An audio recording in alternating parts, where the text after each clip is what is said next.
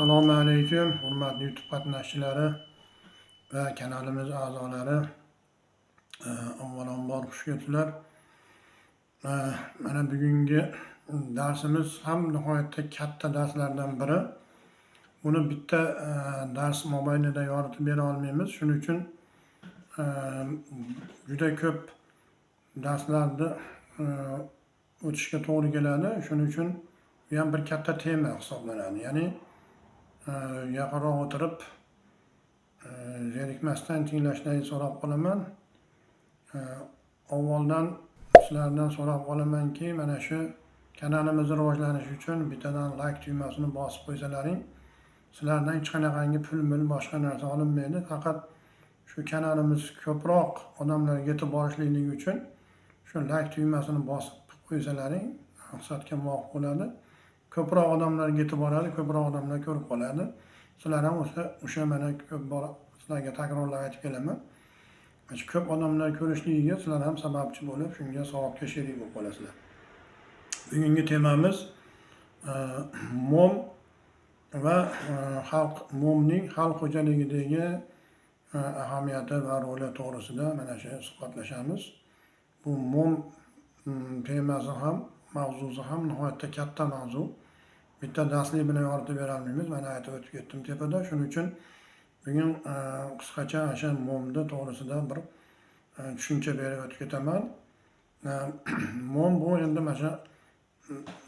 mana shu xalq xo'jaligida katta ahamiyatga ega bo'lgan nihoyatda bir o'ziga yarasha mahsulotlardan biri hisoblanadi. Ya'ni bu o'simlik, hayvonot momlaridan farqli o'laroq bu momlarda mana shunaqangi tarkibida parafin, serazin va hokazo o'sha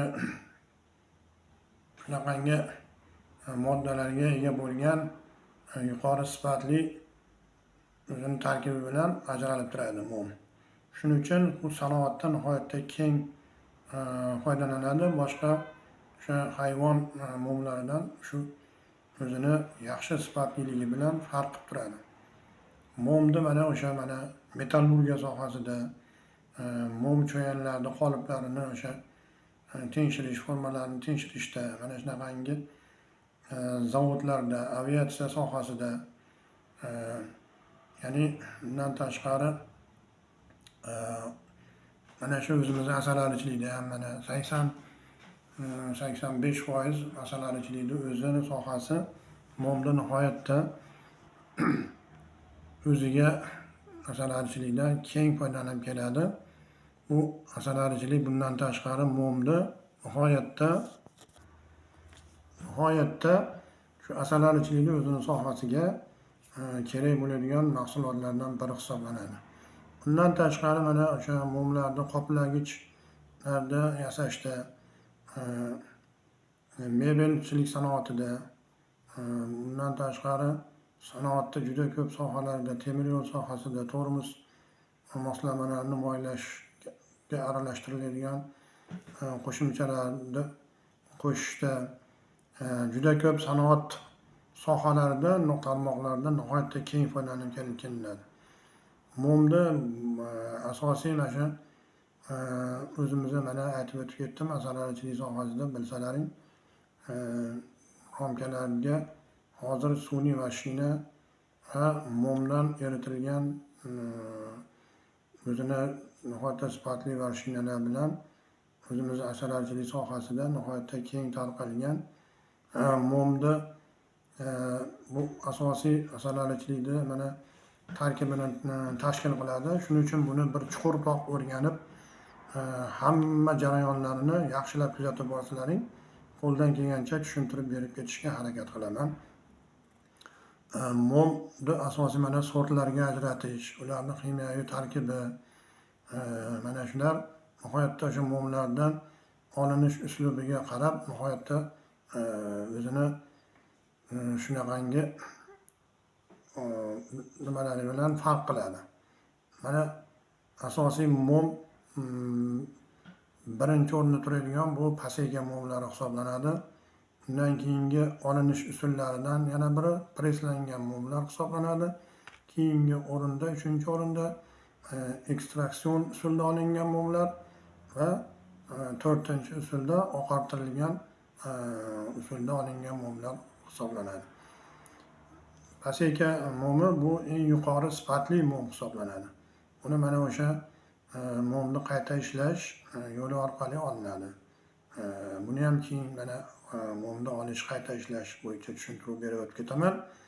2-o'rinda ekstraksion, bu o'sha ekstraksion zavodlarida maxsus o'sha temperatura yordamida mumni eritib ekstraksion holatda olinadi. 3-holati mana aytib o'tib ketdik, preslangan o'sha mumlar, bu o'sha zavodlarda tayyorlanadigan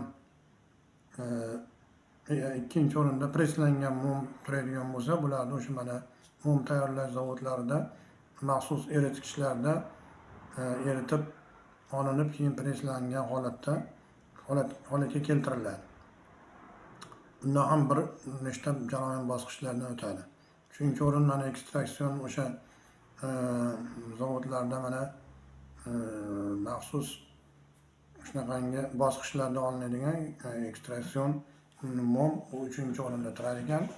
4-o'rinda bu mana kimyoviy usulda, ya'ni yoki quyosh nuri ostida oqartirilgan mumga shunaqangi oqartirilgan mum deyiladi. Ya'ni kimyoviy usulda olingan bo'lishligi mumkin yoki quyosh nuri ostida ham olingan bo'lishligi mumkin ekan. Ana shu 4-usul bo'ladi. Endi birinchi ana shu mumni sifatlariga qarab turib 3 ta sortga ajratib olishimiz mumkin. Birinchi sort bu o'sha mumga boy bo'lgan qurilish romlarida, qurilish o'sha materiallarda ko'ndalang kesilgan holatda o'sha ichki qurilish materiallarini ichki tarafidan kesilgan holatda, ko'ndalang kesilganda ichidan ajrab chiqadigan simolar o'sha mum eng yuqori mum hisoblanadi. Bu o'sha rangi och sariq rangli bo'lib, ichida hech qanaqangi aralashma, boshqa narsa degan narsalar bo'lmaydi. Chunki sof mum holatida bo'ladi. Mana shu birinchi sortga kiradi. Mana shu och sariq rangli mumlar. Endi ikkinchi sortga o'sha ikkinchi sortda bu to'q sariqdan yoki och qo'ng'ir ranggacha bo'lishligi mumkin ekan. Bunda qanday bo'ladi? Misol to'q sariq 1dan 3 qismini, misol o'sha mumni oladigan bo'lsak, 3dan 1 qismini tagi to'qroq rangda, tepasi ochroq rangda bo'ladi. Ya'ni 3dan 1 qismi to'q rangda bo'lsa, 2 qismi och rangda bo'ladi. Bu o'sha ikkinchi sortga kiradigan mumlar mana shu holatda bo'ladi. 3-sort mumlarga to'q qo'ng'ir rangli mum, kesilgan holatda rangi har xil holatda yoki to'q qo'ng'ir holatda rangi mana shunaqangi однородный bir xil ko'rinishda bo'lmaydi. To'q qo'ng'ir qora qiziq rangda bo'ladi. Bular o'sha buzilgan mumlar hisoblanadi. Strukturasi zich bo'lmaydi, orasi ochiq, har xil narsalar aralashgan shunaqangi sifatsiz mumlar hisoblanadi. Bu o'sha 3-sort o'sha sifatsiz mum hisoblanadi. Mumni rangiga qarab o'sha mana sortlarga ajratish asal darajalarida nihoyatda katta ahamiyatga ega. Qanchalik o'sha oqroq bo'lsa rangi, ham uni o'sha zichligi, sifati, o'sha zichligi yaxshi bo'lsa, sifatli mum ekanligini bildiradi. Agar mumni o'sha kimyoviy tarkibida mana kesib ko'rganimizda zichligi past, har xil aralashmalar bo'lgan, rangi mana to'q holatda shunaqangi bo'ladigan bo'lsa, bular sifatsiz mum hisoblanadi. Tepada aytilgan 2 xil holatda bo'lsa, bular sifatli mum hisoblanadi. Endi mumni mana kimyoviy tarkibiga qarab 15 dan ortiq har xil ichida moddalardan iborat shunaqangi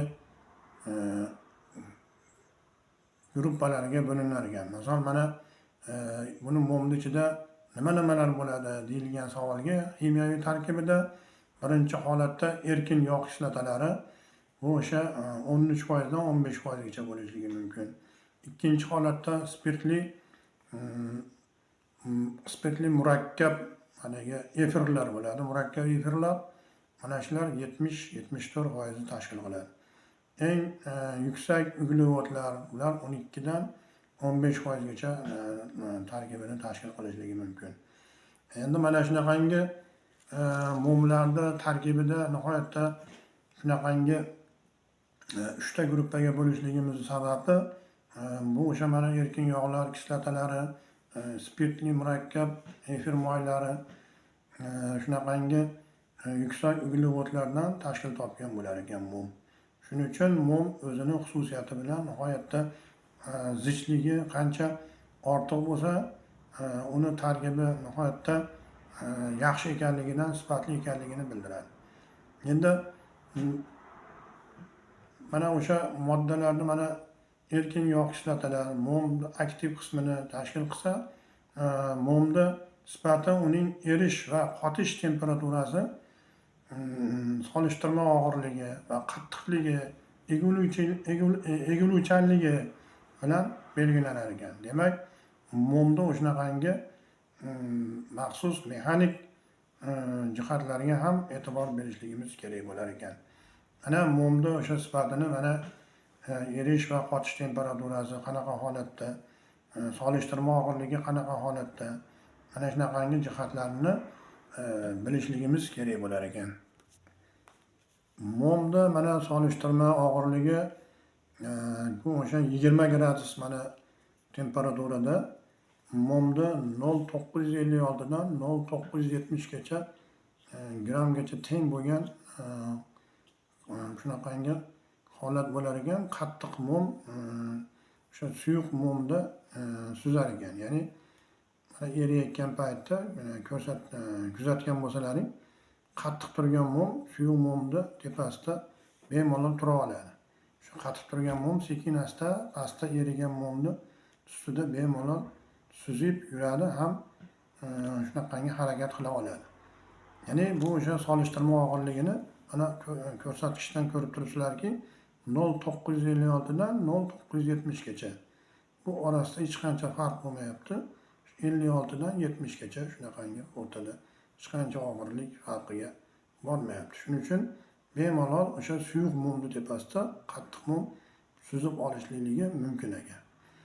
Endi o'sha solishtirma og'irlik deb mana 1 sm kubda, ya'ni 1 sm kubichskiyni olganimizda, kub bilasizlar nima ekanligini, 1 sm kub og'irligiga shunaqangi solishtirma og'irlik deyiladi. O'sha 1 sm kubda olib tortilganda necha og'irlikka teng bo'lsa, grammga teng bo'lsa, mana shu solishtirma og'irlik deyiladi. Endi tabiiy momni solishtirma og'irligi buni mana erish temperaturasi qancha yuqori bo'lsa, uning sifati ham shuncha yuqori bo'lganligini ko'rsatar ekan. Ya'ni tabiiy mom, misol mana tepada aytib o'tdik, birinchi sort mom, uni solishtirma og'irligi va erish temperaturasi qancha baland ko'rsatilgan, baland chiqsa natijasi, demak, bu sifatli mom deb ayta olishimiz mumkin ekan. Endi qattiqlik, taranglilik va egiluvchanlik ana shunaqangi mexanik xossalariga ham e'tibor qaratiladi. Bunda asosiy ahamiyat momning qattiqligi va tarangligiga katta e'tibor berishimiz kerak bo'ladi. Agar mom qattiq holatda va tarang holatda bo'ladigan bo'lsa, demak buni o'sha egiluvchanligi ham shunaqangi kamroq bo'ladi. Egiluvchanligi mana o'zlaringiz bilasizlar, qattiq tarang turgan mom o'z navbatida egiluvchanligi kam bo'ladi. Shuning uchun buni ham sifati o'z navbatida nima bo'lar ekan? Yaxshi bo'lar ekan, sifatli mom hisoblanar ekan. Endi agar o'sha egiluvchan bo'lib, o'sha qattiqligi va tarangligi sust bo'ladigan bo'lsa, demak uning tarkibidagi foydali xususiyatlari kam bo'ladi o'z navbatida sifati ham pastroq bo'ladi. Mana shuning uchun mana shunaqangi qattiq, tarang holatda olingan mumlardan yasalgan mum illar, mana shunaqangi sun'iy mashina yoki mum illar mana shunaqangi mustahkam ham asalarilar yaxshi xush ko'rib ishlatadigan mum illar turkumiga kirar ekan. Shuning uchun shu mum illarni mashinalarni olish jarayonida shunaqangi proseslarda mana shunaqangi sifatli mumlardan ham tarangliligi, ham qattiqligi yaxshi bo'lgan, ham sifati, rangi tepada aytib o'tilgan ranglarga mos kelgan holatdagi mumlarda ishlatsak maqsadga muvofiq bo'lar ekan. Shunda asalarilarga yoqqan tarzda tez ishlashga ham tez in qurishiga erishishimiz mumkin bo'lar ekan. Mumda mana shu qattiqlik koeffitsiyenti mana o'sha sizlarga tushuntiradigan bo'lsam, bu nihoyatda murakkab narsa. Mumni qattiqligi bu o'sha ko'ndalang kesilgan holatda 1,5 mm bo'lgan o'sha 1,5 mm diametrga ega bo'lgan iynani 20 gradusda 1 kilogramm yukka ta'sir qilgan mumga 1 mm chuqurlikka kirishiga ketgan sekund miqdoriga bilan belgilanadi. Misol uchun mana 1 kilogramm og'irlikda 1,5 mm bo'lgan o'sha iynani 20 gradusda turgan mumga shunday tiqaya turgan paytimizda necha sekundda kirdi. Ana shu o'sha iynani kirish tezligi mana shu mumda qattiqlik koeffitsiyentini bildiradi. Unda o'sha 3 sekunddan 13 sekundgacha bo'lishi mumkin. Mana shu 3 sekunddan 13 sekundgacha masofada shuni oralig'ida shu iyna shu mumga kirsa, demak qattiqlik koeffitsiyenti normada degan nimaga to'xtamga kelishimiz mumkin bo'ladi. Endi mana mumlarda mana o'tgan safar ham mana ayrim darslarda sizlarga aytib o'tib ketganman. Shu mumni sifatliligini boshqa mumlardan ajralib turishligi uchun biz oldin mumni o'sha qayta ishlash, uni nihoyatda mumlarni sortlarga ajratish, shunaqangi sohalarini bir chuqur yaxshi o'zlashtirib olgan bo'lishimiz mumkin bo'lar ekan. Mum endi mana sizlarga aytadigan bo'lsam, gidrofob suyuqliklar, ya'ni benzinda yoki sklidar, toluol, xloroform mana shunaqangi 4 valentli karbonat xloridda eriydi. Ko'proq o'sha benzinda ham yaxshi eriydi mum. Endi bundan tashqari suv bilan glitserinda mum umuman erimaydi. Misol suv, mana suvga qo'yadigan bo'lsangiz, hech qanaqangi erish kuzatilmaydi mumda. Yoki glitserinda ham hech qanaqangi erimaydi. Spirtda esa tarkibidagi, mana spirt quyib mumga tekshirib ko'rganimizda, mumda tarkibidagi ayrim moddalar erishi mumkin, lekin mumda o'zini xossasi erimaydi. Mum spirtda erimaydi, lekin uni tarkibidagi moddalar borligi uchun o'shalar erishi mumkin. Endi mana mumga agar issiq ta'sir qiladigan bo'lsa, o'z-o'zidan erish boshlanadi. Quyosh ta'siri ostida va boshqa hokazo qizdirilganda yoki issiq o'tkazilganda mum o'z-o'zidan erishni boshlaydi. Mumda o'sha erigan holatda agar oqib ketadigan bo'lsa, qo'lingizga tegsa, aniq kuydirish xossasiga ega, yopishib ham qoladi qo'lingizga. Birinchi navbatda yopishib qoladi, ikkinchi holatda kuydirish xossasiga ega. Shuning uchun mumdan foydalanib turgan paytda nihoyatda shu texnika bezapasga amal qilgan holatda eritish ishlarini nihoyatda ehtiyotkorlik bilan olib borishimizga to'g'ri keladi. Mana o'sha mumni ko'p narsalarga, ko'p rezinkalarga, ko'p narsalarga, har xil narsalarga yopishtirilganda bevosita taxtaga, boshqa nimaga, har xil predmetlarga bemalol yopishishligi, ayniqsa aktiv holatda yopishqoqligi bilan o'zi ajralib turgan. Bundan tashqari mumda o'sha mana misijkalar yasashda, ona arilariga misijka, ya'ni ona asalarini ko'proq tarzda ishlab osegadan ko'paytirib olishlik maqsadida misijkalar, maxsus onadonlar yasashda keng foydalaniladi mumlardan. Mana shunda ham sifatli, yaxshi mumlardan foydalanishimiz kerak bo'ladi. Agar sifatli mumlardan foydalansak, asalalar tez o'zlashtiradi, ham ona arini tez o'sha nimaga, tarbiyaga tez qabul qiladi. Shuning uchun mana shunaqangi mumlarni sifatliligidan ishlatishimizga to'g'ri keladi. Bundan tashqari o'sha maxsus ishlab chiqarish mashina zavodlarida ham o'sha ishlab chiqarish texnologiyalariga nihoyatda katta e'tibor qaratish kerak bo'ladi. Ular to'g'risida mana keyingi darslarda ba'zi to'xtalib o'tib ketaman. Mana shunaqangi mumlarni mana hozirda shunaqangi onadonli yasashlik maqsadida maxsus silikonlardan foydalanilyapti. Bu silikonlarga mum yopishmaydi. Yopishmaganligi uchun silikondan foydalanilyapti-da. Silikondan maxsus onadonli formalarni qilib ko'proq chiqarish maqsadida sanoat darajasida mana shunaqangi hozir silikondan foydalangan holatda formalar yasab, shu formalarga mumlarni quyilib maxsus onadonli yasalyapti. Bundan tashqari maxsus bir idishlarda yo boshqa mebelchilik sanoatda bir narsalarda maxsus formalarni yaratib olishda oldindan o'sha mumdan foydalanib o'sha formani yaratib olinadi-da, keyinchalik o'sha formadan boshqa mahsulotlar ishlab chiqarishda shunaqangi texnologiyalarda ham foydalaniladi. Bu mum sanoatda nihoyatda katta ahamiyatga ega. Bugungi mana shu darsimiz asosiysi mana shulardan iborat edi. Sizlarga qisqacha mana shu bugungi darsimiz mana mum to'g'risida bir tushuncha berib o'tib ketdim. Bu mum aytganimdek katta bir mavzu. Keyingi shunaqangi darslarda ham kengroq yoritib berishga harakat qilamiz. Bittadan like tugmasini bosib, a'zo bo'lmagan insonlar a'zo bo'lib, mana shu darslarimizni keng tarqalishiga yordam berishlaringizni so'rab qolaman.